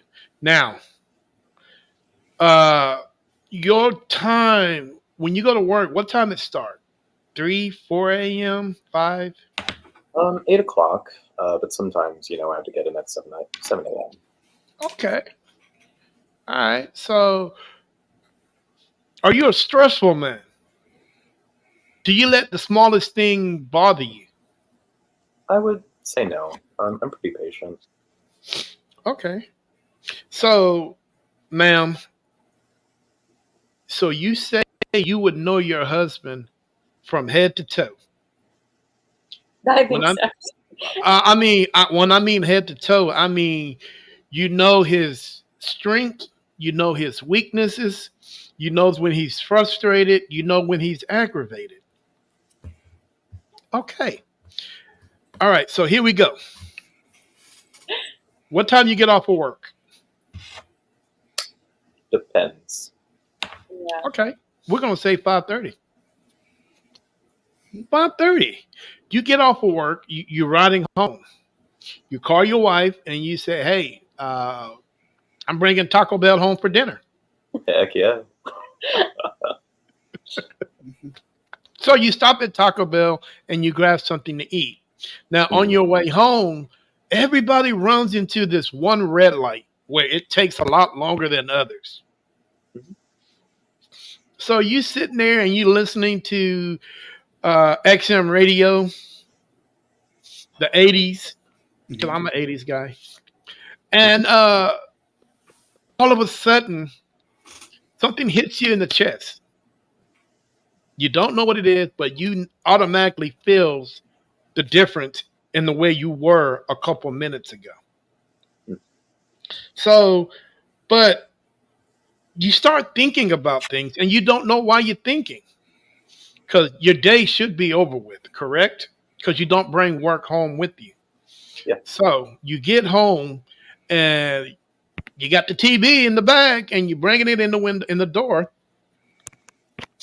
and your wife's like, "Hey, hun, welcome home," and you're like, "Hey, I got Taco Bell."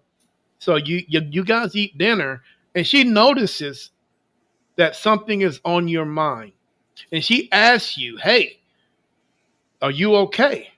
And you say, "Yeah, but I'm kind of I got something on my mind, but I don't know exactly what it is." So you go through your time, and it's time for bed. Now, are you a heavy sleeper or a light sleeper? Heavy. Super Heavy. heavy. Now, would you say when something's on your mind, you sleep a little bit heavier than usual, or do you sleep a little lighter? Um, I'd say probably lighter. Okay, okay, cool. So Saturday gets up, like your wife is saying that you guys plan things for Saturday, right? But you can't because something weighs heavy on your mind and you need to get it off your chest. Or have you guys ever dealt with anything that has pressure on it? And what do you guys need to do to relieve that pressure? You need to turn that valve, right? And it relieves pressure. So that's what needs to happen to you, but you don't know how. So, but things started generating in your head. You're just like, well, I need to do this, I need to do that, and so on and so on. So you get up Saturday and you run down to the Home Depot, not knowing why you're going to Home Depot, but you just had that feeling that you need to go. So you go and you buy a light switch.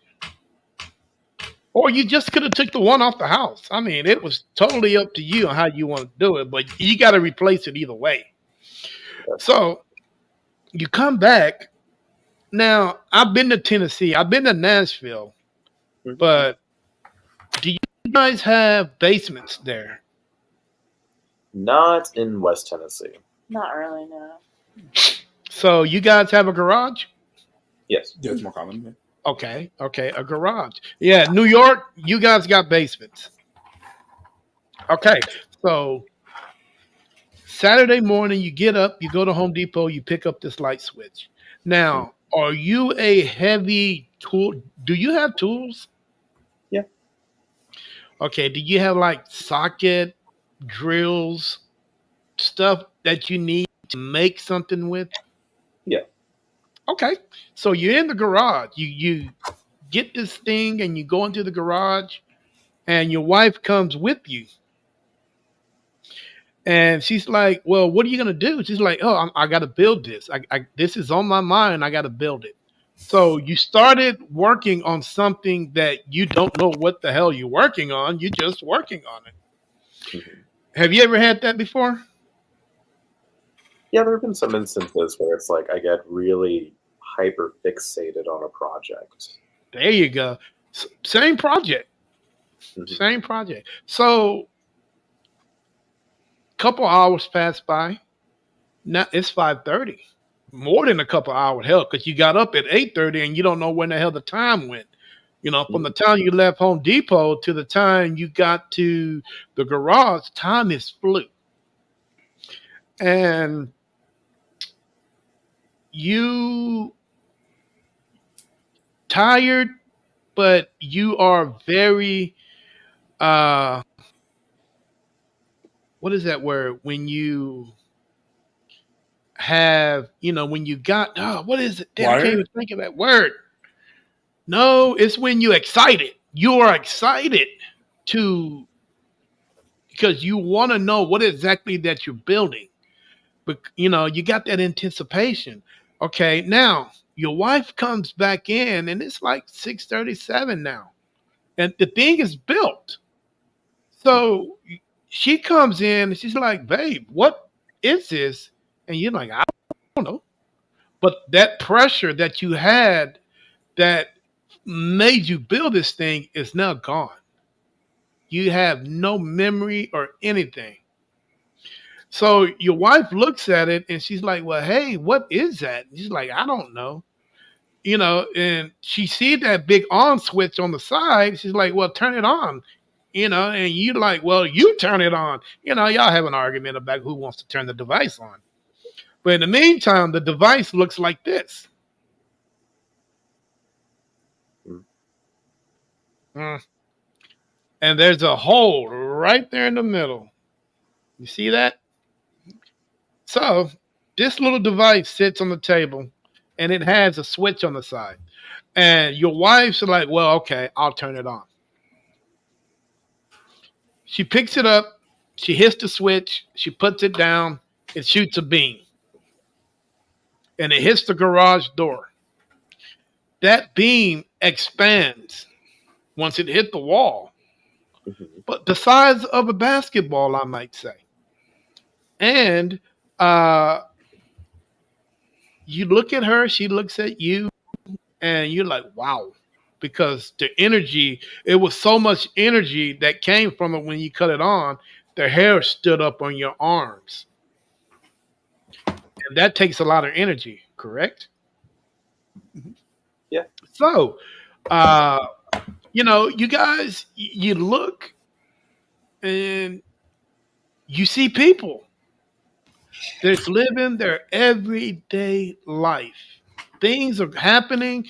You see taxis, you see Uber drivers, you see Barnes and Nobles, you see KFC, Popeyes. You see everything that life has to offer for these people. They're pretty much living a good life. Okay. So you look down the street because you can look. It's the way this thing is set up. You can look down the street and you catches someone's eye. It's a little weird, because sometimes people will wave at you. You might not know you might not know who they are, but they might know who you are. Yeah. You know what I'm saying? It happens. So somebody waves at you and is like, "Hey, how you doing?" You look at your wife, she's like, and she looks at you, and you're like, "Who? What the hell? Who are these people?"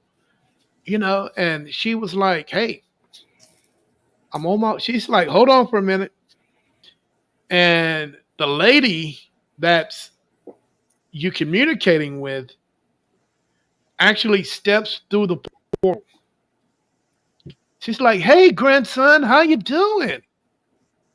She comes up, gives you a big fat kiss on the cheeks, and give your wife a kiss. He's like, "Hey, how you doing?" And you like, "Well, do you know this woman?" And he's like, "I don't know this woman. I don't know who she is." But every now and then, people sometimes have a tendency to know when family's nearby. So when family is nearby, you kind of have that sense. You just kind of Yeah. know. So she's like, "Hey, how you been? What's going on in your world? I miss you so much." And you're like, "Lady, I don't know you." Okay, this is the kicker. She says, "Hey, you might not know me, but I know you. We've been watching you for a very, we've been watching you since the time of your birth. I am your great, great, great, great grandmother." You look at her, you kind of see the resemblance. Y'all kind of look alike. And with that said, your wife was like, "Oh boy," she runs up upstairs. She's not going to hang around for the conversation. Besides, do you like spaghetti? I do. You like on top of spaghetti or in the oven spaghetti? Both. Okay. Well, she's cooking in the oven spaghetti for you. In the meantime, your grandmother grabs you, put her bags down, grab you by your hand, and she wants to sit and talk to you. And she says, "Hey, how you doing?" "I'm doing great." And she just lays it all out there for you. The family's doing well. I'm doing well. Grandpa's doing well. Everybody's doing okay. But the reason that I come to talk to you is I just want to say hello and tell you everything is going to be all right in your life. Keep doing what you're doing. We what did she say? She said we are happy that you are doing such a great job. No worries. It's not your time yet to go. When it's your time, we will come get you. And with that said, she looks at her watch and she said, "Oh snap, I gotta go. I gotta cook grandpa's dinner." So she jumps up, gives you a big fat hug on the cheek, and walks back through the portal, waves goodbye, and walks off. Your wife comes down and she's like, "Hey, where did grandma go?" You're like, "I don't know. She just hopped back in there and left." And you reach over and shut that device off, and your wife picks it up. It's like, "Hey, this is an interesting device. What exactly are you going to do with it?" So the same question that I have for you is, what are you going to do with it? Now, let me tell you what the bylaws are for this thing. You can't share it. You can't It can't be duplicated. It can't be replicated. It's only for you because that's what your ancestors gave you the knowledge to do that. So you guys can communicate whenever you want to communicate. Now, some people have a tendency, and it doesn't matter what the bylaws are, have a tendency to want to share technology like this because one, they think it can change the world. And sometimes what people say and what people do might not help the world as a whole. You know what I'm saying? So the biggest question that I have for you is, what are you going to do with this? I'd probably use it occasionally. It'd be kind of cool to talk to, relatives that I just would have no like realistic opportunity of getting the chance to know them personally. Especially if these people were watching me like ever since my conception. I'd like to have that type of dialogue with them and see what they have to say. They probably offer a lot of outstanding wisdom. Oh, yeah. Very, very, very outstanding wisdom. You'd be surprised. You'd be very surprised. Okay. So, would you continue keeping this device? I would. Okay. Now, would you tell anybody about this device? Other than just my wife and I, no. No. I like that. I like that. Now, let's open Pandora's box for a minute. Let's open Pandora's box for a minute. Okay. Now, you know the bylaws that it can't be shared, it can't be, all this stuff, but you decide that you want to share this with your closest friends, Arizona, for example. You want to share this with Arizona, and but the thing is, it can't do nothing for Arizona because it's not made for Arizona. But Arizona decides, hey, I'm going to tell other people about this. And so the word gets out that you have this device. Now, for some reason, Arizona works for the government. So now the government knows about this. So the government is knocking on your door. It's like, hey, you have this device we would like to see. So do you show them or do you tell them, I don't know what you're talking about? I play stupid. Play stupid. Okay, but somehow, some way, Arizona gets a hold of this thing and shares the technology or try to share it with the world. Now, and with them, and with them not knowing because they can't use it, allegedly hearing on what type of device this is, how do you think the world would react to such a device if they can ever get it to work? I think there would be a lot of revolutionary change in people's perspectives about interdimensional beings, subject matters of spirituality, even some religious controversy. Hmm.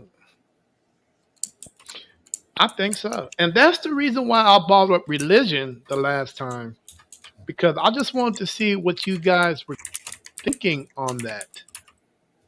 And do you think religion will fall if this device was to actually come out? Now, now they can't use it, but they allegedly can hear what it does. I don't think it would necessarily fall. It also depends on the context of which religion we're talking about. Well, I mean, in reality, let's break it down. Religion, religion can be so simple, but people make it so difficult. Can we all agree on that? Yeah. Because, I mean, religion can be so simple, but different countries make it more difficult than what it has to be. You got one God, but you got many names. Can we agree on that? Yeah, I think to David's You point, got in Yeah, the you got context, Allah, you got Jehovah, you got Jesus. There's so many different names for one guy. So it can be simplified if somebody wanted to, but me personally, how do you think the religion aspect would be? You said it might shift a little, but the thing is, say for an example, uh, that you come out and tell the world exactly what this thing do. You yourself, because you've been down that road, you've seen it work. Okay, now the religion aspect of it is everybody's going to want this device, and also me personally, I think it's going to shake up the religion aspect because it now everybody knows the big secret. There is something on the other side. You know what I'm saying? So do you not think that religions will fall because of what we now know and what they tried hard to protect for thousands of years? How many times have people say, "Hey, there's nothing. There's nothing here going on." But yet, you create a device that can prove them otherwise. I think that there could actually be even more support towards religion.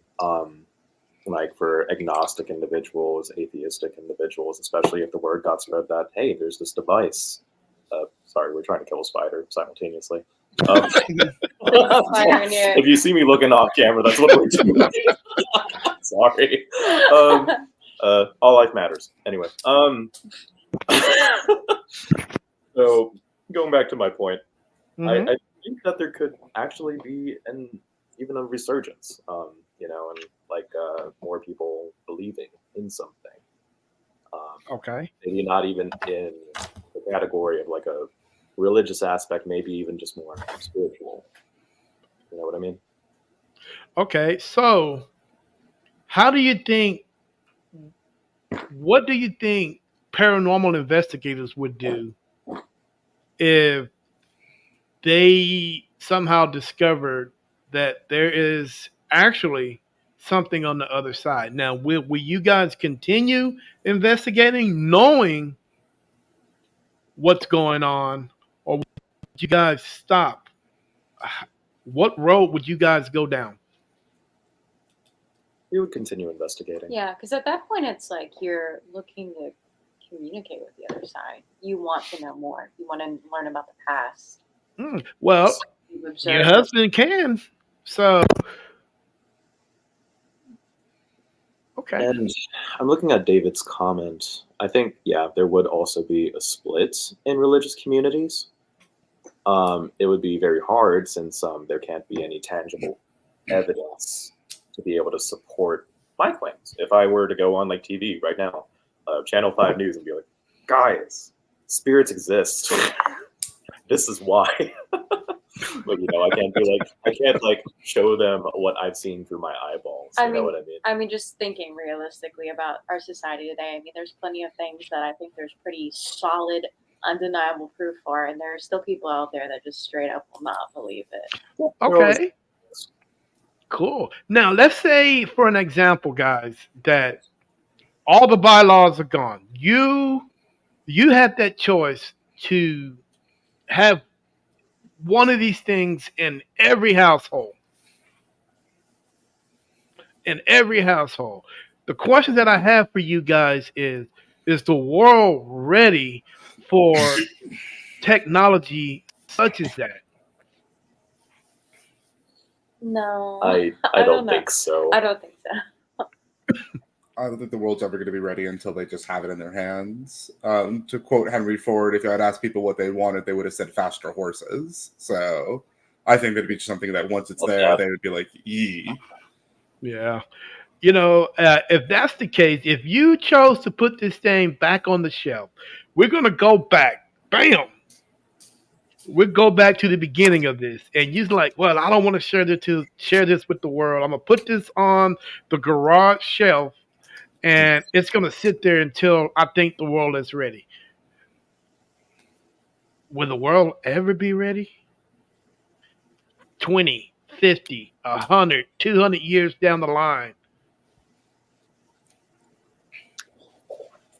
That's an interesting question. I'm not sure if it's a matter of if the world will be ready. It's more of just like a continuation at that point. It's like whatever will happen, happens, and then life just goes on with this newfound knowledge.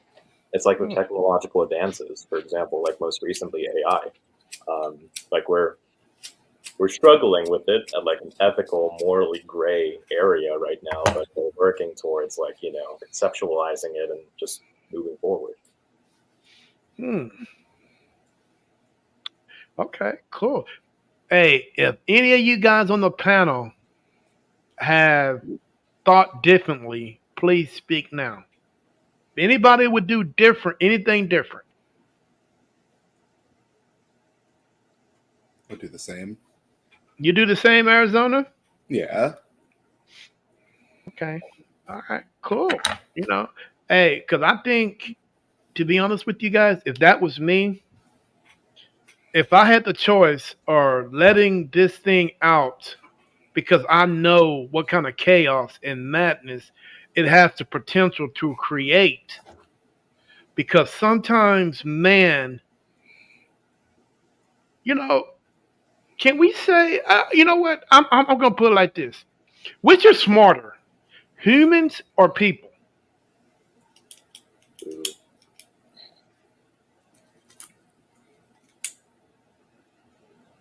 I mean, I guess it's like if I would guess I would say humans if we're talking about basic intelligence. When you start getting into people, that's when opinions start dictating how people think. They don't always think logically or, with their brain. It's just how they feel. And sometimes Hmm. our feelings I don't think are, And, I necessarily. think, me personally, I think humans look at the big picture where people just think about the here and now situation. And it's able, and I could be wrong, so I think if a person was to ever get themselves involved with a device like this, I think it'll just be nuts. Yeah, I think it'll just be nuts. I think so. You know what I'm saying? So everybody is in agreement that we will put this thing on the shelf until an unknown time, if ever. I think I'd let it out. Oh, see, there we go. We gotta have one in the bunch. I'm a firm believer of let people find out what they know and then they can sort it out. I think trying to hide it would only cause more problems and more issues. So if it's something that I've created and it's something there, I think just having it out there and letting it exist But would be better for it. have we not learned from the past? We've had wars. Millions have died for far less things. So you're telling me that you are willing to sacrifice millions of lives just to just to say, "Hey, I put this out here." This is should be in every home. You know, are you not willing to sacrifice your family that are already gone for 30 million people that has not gone?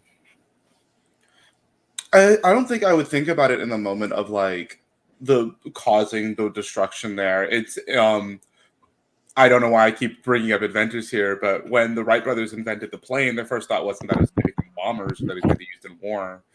I think I'm just more hopeful for people. I'm more hopeful that if given this and shown something that people, as they've shown time and time again through history, while there will be conflict, while there'll still be strife, eventually at the end of it, we would come out better. And I think that's the future that I would be more willing to bank on. Are you willing to bet that PC on it?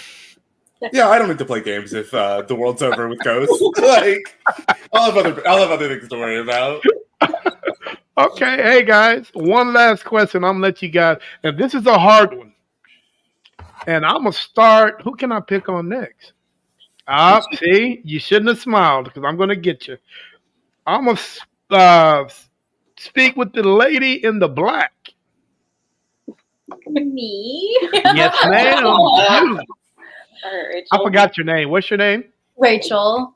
Rachel. Rachel. How you doing today? I'm all right. Are you enjoying this conversation? I feel like I have not talked to you. Yeah, I do tend to be a bit of a listener, so Oh, have you learned anything today? I've been really enjoying the conversation. I like Uh, hearing everybody's different opinions on all of these And that's topics. what I like, and that's what this podcast is about. But this one here, this last question is a doozy. Okay. So I hope you're ready. I hope I am too. I'll try to Hmm. be. Okay. Do you have a bucket list? A bucket list? I guess not.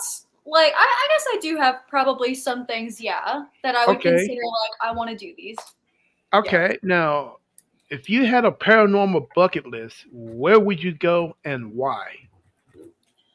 Ooh, oh my gosh. Gee. There's probably so many really basic choices. Like, obviously, like, I want to go to Salem. But who wouldn't say that? um, Definitely, off the top of my head, I cannot think, but I'm super into the idea of going to, like, asylums or maybe like the Bell Witch. I'd love to go there. Uh, Maybe like anything kind of like underground. I really just love. I love something that I can like really explore and investigate. I guess. Okay. Now it's weird because to me it looked like you are a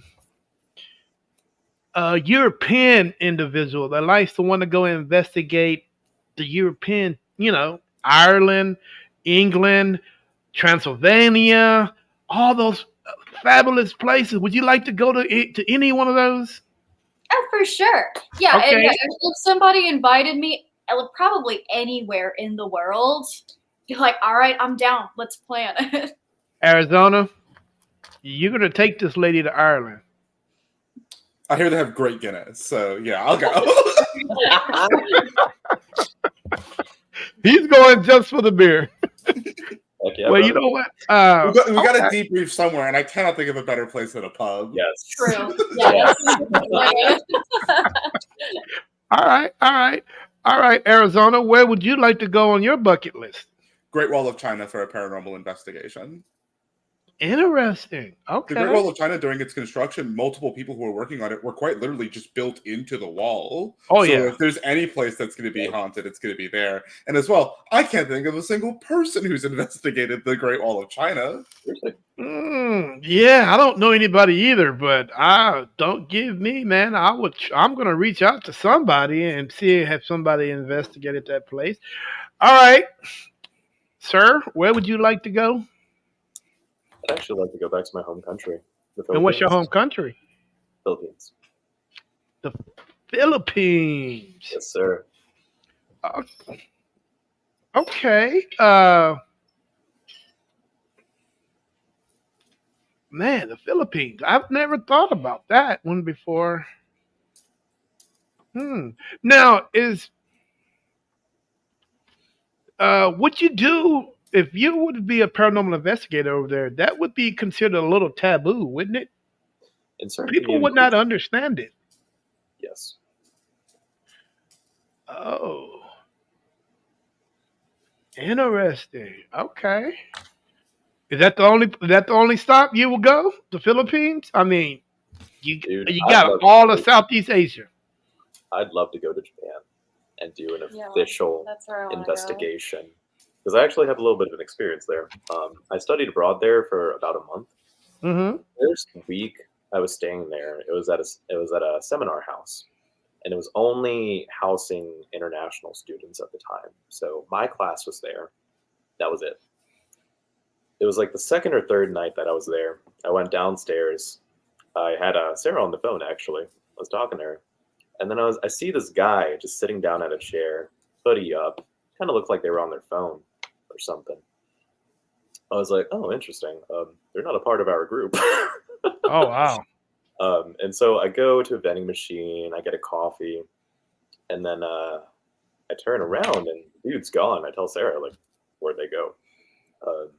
And then I'm like drinking my coffee. Sarah's still on the phone. I see them run up the stairwell. And it kind of looks like they go into like my floor. So I text everybody. We got a group chat going on. Boys floor, girls floor. I text everybody. I'm like, hey, did y'all see like a random Japanese dude just run up the stairwell? and they were like, no. I was like, oh. Fast forward the following day. In the morning, I talked to one of my Japanese friends, and I'm like, "Hey, this is gonna sound kind of strange. Has anybody died here? You know?" And then they say, "Actually, yeah.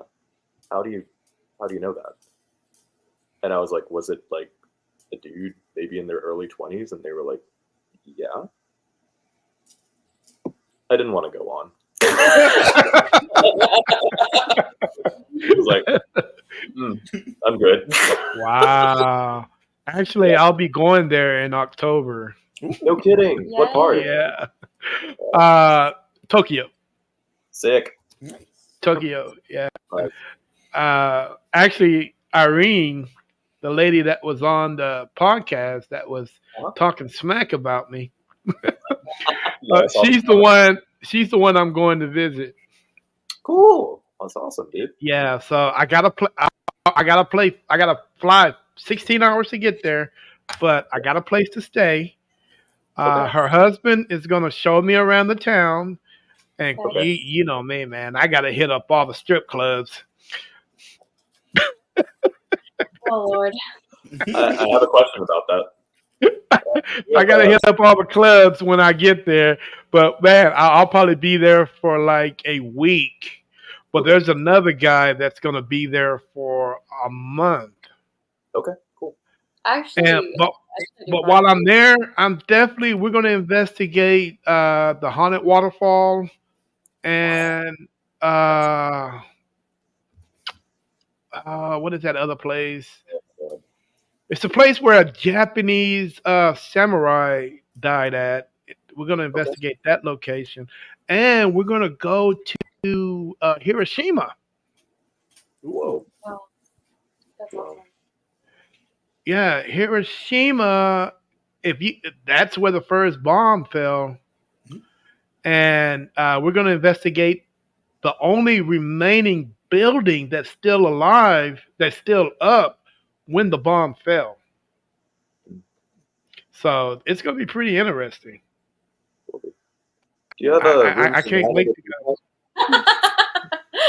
people? What was that? You have room for 9 other people? We don't take up a lot of space.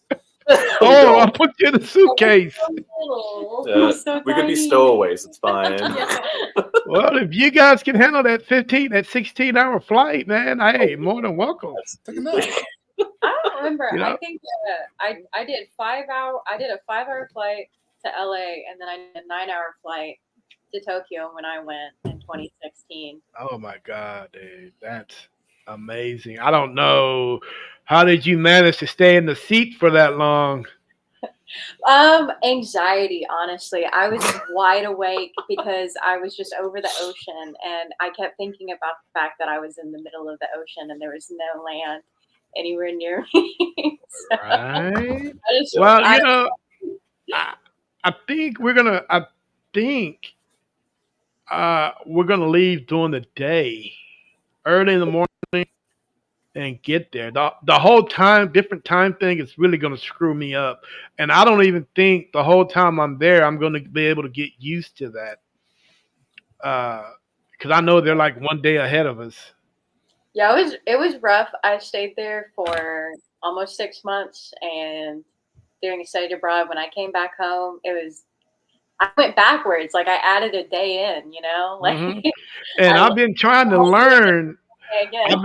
I've been trying to get her to teach me Japanese, and she's like, "Why?" Yeah, most of the people here speak English. I'm like, "Well, hell, I want to learn the native tongue. I want to learn the language." And she's yet to even teach me. So that's okay. Well, get your I'll get it. Duolingo. I don't know. Yeah. Yeah, at least, yeah, But that place. it's not bad. But if you don't know Japanese, I mean, I was a beginner student when I went on my study abroad. I'd only done a beginner's course at my university, and I learned rapidly while I was there. Like like it was the perfect environment to learn in. But I've forgotten a lot of it now because I don't use But it I'm at gonna all. learn. All right, hey, where would you like to go on your bucket list? And I'm gonna get you guys out of here. Well, he stole my answer because I was gonna say Japan because that's where I want to go. Because Japanese people are interestingly, a lot of them are very spiritual in a different way, not like a Mm-hmm. religious way, but in like a, because you know, Shintoism isn't really a religion; it's more like just like a series of beliefs to do with like nature and its intrinsic value, and like how if we don't respect nature, then nature fights back. They also believe in a lot of good spirits. There's like so many different like folk tales and things, and so a lot of my friends were like, "Ghosts, yeah, no, those are real." Like Question. there was no question about it. So it was very different from people over here, where people are like, "Oh, I don't really believe in that." People are like, "Oh yeah, of course. Don't you know I have this spirit called a whatever that follows me around?" And I was like, "Oh." Oh wow. All right. Well, Arizona, if you ever get back up to New York City, man, we got to check out the Island of the Dead. I'll bring my life jacket. Have I'm you ready ever to been go. there? I have not. This is my first time hearing of it. Yeah, that's where they put all the COVID victims at on that island. You know, it's if you Definitely ever on it. look at the video of it, somebody, I think it was a news company that was caught them burying all the people on that island just on stack of it. They dug a big trench and just stacked body on top of body on top of body, no matter how big or how small.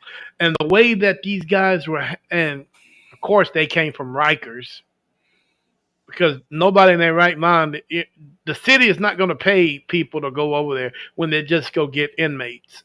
Hmm. So they were body on top of body, and they're just covered up. So we're not even talking about the bodies that the cemeteries that's already there, because that place used to be a lunatic asylum beforehand. So you might got some spiritual warfare going on between spirits. Hmm. You know what I'm saying? So yeah, it's pretty crazy. Oh, here we go. Well, nice. Well, I guess not as nice, but Wow. Yeah. All right, guys. Hey, tell the world how to get a hold of you guys. Right, man. Yeah, we got a Facebook page. We have an Instagram as well as a TikTok. And we're going to be starting a YouTube channel Yes, where we're very going to be soon. posting videos of our investigations very soon. what are the Okay. names of those channels? Midsouth Paranormal Project. On all of them. All of them. Keeping it simple. All right. Well, you know what? I hope that you guys would get a clapper uh, page going soon. It's really easy to do, and like I said, you guys can go live the minute it's set up Okay, to absolutely. millions of people. You know what I'm saying? But hey, I really appreciate you guys coming on the show. I really do. Thank you so much. Arizona, Yeah, thanks so much. interesting individual. And man, any closing arguments? Anything you guys have to say? Now's the time. And Uh, Yeah.